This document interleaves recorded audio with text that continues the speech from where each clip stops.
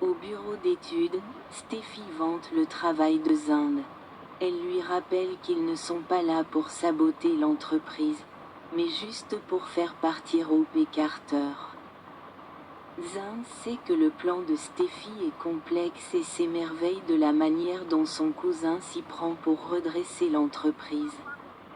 Elle révèle qu'elle a mis un boulet de canon dans l'affaire. Zinde sera ravi de voir le règne de Hope et Carter prendre fin. Il l'a toujours apprécié. Steffi reconnaît que c'est décevant, mais ce n'est pas rare. Elle affirme que le plan est efficace et qu'il sera plus facile que d'attendre que les avocats trouvent une solution. Dans le bureau principal, Hope dit que l'odeur est enivrante. Lorsque Daphné décrit le parfum comme « intime », Hope se demande sur quoi elle vient de tomber. Carter explique qu'il essaie de choisir le parfum à lancer en premier. Daphné, la boule de démolition, dit qu'il devait sentir chaque parfum. Carter suggère à Hope d'essayer le parfum elle-même pour voir son odeur. Elle renifle le cou de Daphné, mais ses yeux sont rivés sur Carter, et lorsqu'ils se posent sur la même odeur. Elle s'émerveille de leur harmonie constante. Daphné n'a pas l'air ravie. Hope apprécie que Carter ait su quel parfum elle choisirait, et il dit qu'il sait ce qu'elle aime. Hope demande si le parfum pourrait être prêt pour l'été, forçant Daphné à l'observer pendant qu'elle et Carter travaillent ensemble en équipe. Daphné réalise qu'elle ne va pas le conquérir si facilement. Hope et Carter s'émerveillent de la tournure des événements. Ils s'embrassent après qu'elle lui a dit combien elle était heureuse que sa vie ait changé.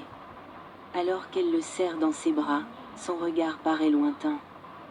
Hope dit qu'elle n'arrive pas à croire que Carter rende l'entreprise plus grande et meilleure que jamais. Et il est là, dans ses bras. Ils s'embrassent à nouveau, mais ils semblent partagés. De retour, au bureau de création, Steffi vante les mérites de Zinde. Il se dit satisfait de l'évolution de la collection et regrette que les modèles ne soient pas produits. Steffi lui répond que peut-être, mais pas sous le label « Espoir pour l'avenir ». Daphné entre et Steffi la présente à Zinde. Un lien se crée immédiatement entre eux. Après son départ, Daphné complimente les hommes de Forrester, mais elle confie à Steffi qu'elle perçoit désormais le lien entre Hope et Carter. Steffi n'est pas ravie. Daphné assure à Steffi que le plan est toujours d'actualité. Mais Carter et Hope sont comme deux petits pois dans une cosse. Steffi ajoute qu'ils sont plutôt comme deux voleurs. Daphné affirme qu'ils ne peuvent ignorer leur lien fort. Steffi se demande s'il ne serait pas préférable de parler à Carter pour lui prouver qu'il est manipulé par Hope.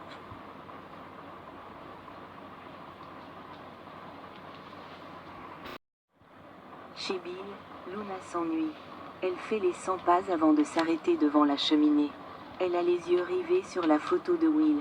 Luna s'apprête à déjeuner lorsqu'elle entend Will et Electra dehors. Elle se dépêche de partir lorsqu'il entre. Electra s'émerveille de la maison tandis que Will appelle son père. Luna les observe depuis sa cachette. Will dit que Bill n'est pas là, mais qu'il y a de la nourriture dans la cuisine, ce qui est étrange car il y a du personnel pour ça. Will ne comprend pas pourquoi Bill n'est pas là, et s'il n'est pas là, pourquoi personne d'autre n'est là? Luna sourit tandis que Will plaisante sur le fait que Bill travaille sur un projet top secret. Electra demande pourquoi Will est inquiet. Will a peur que son père devienne reclus. Bill adore être au bureau. Il y a même une chambre. Mais Will pense finalement que Bill doit gérer les conséquences de la découverte que Luna n'est pas sa fille, et cela le frappe durement. Electra n'arrive pas à croire que Bill ait cru avoir une fille. Lorsqu'elle demande où se trouve Luna, Will répond qu'elle est en prison. Luna fronce les sourcils.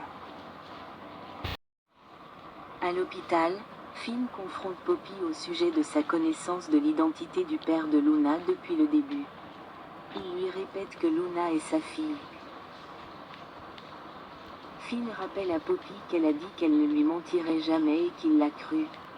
Il veut savoir pourquoi elle a menti, même si elle savait la vérité depuis le début et la lui a cachée. Poppy dit qu'elle perdait le contrôle et avait besoin d'un endroit stable où atterrir. Et sa sœur avait besoin d'elle pour la première fois, alors elle voulait être là pour elle. Poppy dit que ce qu'elle a partagé avec Finn était spécial, mais il est furieux de lui avoir posé des questions sur le père de Luna et qu'elle ait menti. Elle dit que les tests doivent être des faux positifs, mais il brandit les tests et lui demande à nouveau si elle savait qu'il était son père. Poppy jure qu'elle ignorait que Luna était la fille de Finn. Finn lui demande si elle s'en doutait, et elle lui répond qu'elle ne pouvait pas accepter que ce soit vrai. Finn souligne que c'est vrai, et que Luna est sa fille. Poppy s'excuse d'avoir caché le secret à Finn. Il réalise peu à peu qu'elle ne voulait pas le priver de sa vie alors qu'il rêvait tant de devenir médecin. Elle a donc élevé Luna seule et maintenant, regarde tout ce qu'il a fait de sa vie. Elle a tout fait pour le mieux, ce qui ne fait que l'énerver davantage.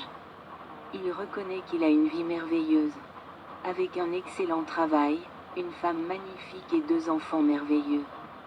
Tout compte fait, il n'a pas beaucoup de problèmes, mais il a une fille. Il hurle à Poppy qu'elle l'a privé de son temps avec sa fille.